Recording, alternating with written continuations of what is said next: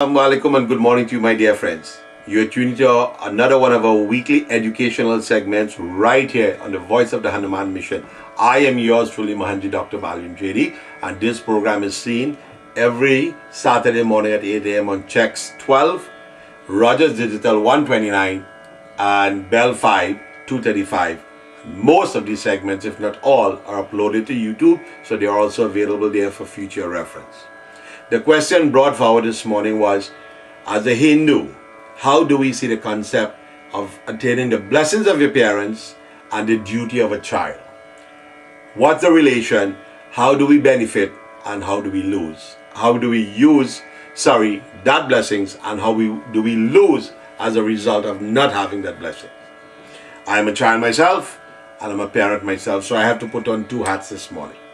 Now, the first thing we say, as Hindus, we must have heard before, Matra Dev Bhava, Pitra Dev Bhava, Acharya Dev Bhava, Atiti Dev Bhava. It simply means our mother is the first God, our father is the second God, our guru is the third God, and our guest, Atiti Dev Bhava, the fourth God. We know God is here, there, and everywhere. We accept that as Hindus, and many of our friends in other religions also accept that. But what do we do, or how do we attain the blessing of our parents? And as parents, how do we offer blessings to our children? Well, the first thing as parents, we must ensure a couple of things. One, we must ensure that our children are brought up according to our heritage, our background, and our religious pursuits. In other words, ethics, integrity, morality, and good conduct are some of the guidelines that will help mold our children's future. This is the least we can do as parents, to give it to them. Once we see our children succeeding professionally, academically, and everything else in today's competitive world, we must stand by them and we must offer our blessings and our support to them. They'll become successful. For it is said, and we know for a fact, without the blessings of parents, children cannot and will not succeed. We know that. Some may disagree with me, and some may raise an argument, but that's debatable. So we know what the role of the parent is. As children, what are we supposed to do to seek the blessings or obtain the blessings of our parents? It is said, to be successful in this world, karma or no karma, without the blessings of our parents, we cannot, we will not, and will never be able to achieve success and happiness in this lifetime without the blessings of our children. There's a phrase that the person who raised the question said, what about when parents sarape their children? What about parents ill-speak the children? The word sarape means, my friends, was used in the islands, the Caribbean, in the diaspora, meaning when your parents wish you bad, when your parents perform a curse on you out of the wrong things you did as children. How do we fix that? First of all, you do not want your parents to ill-speak you, and parents, you do not want to ill-speak your children. So that's a common thread we need to dispel. But as children, what are we supposed to do to earn the blessings? Consult with your parents. Do that which is right into your heart's content, right with the heritage you've been brought up with, your religious pursuits. Do the things that you know your religion called for. Do not watch anybody else, my friends. Because all you'll do, you'll invest your time watching other people. Do that which you know which is right. Do that which you know makes your parents happy.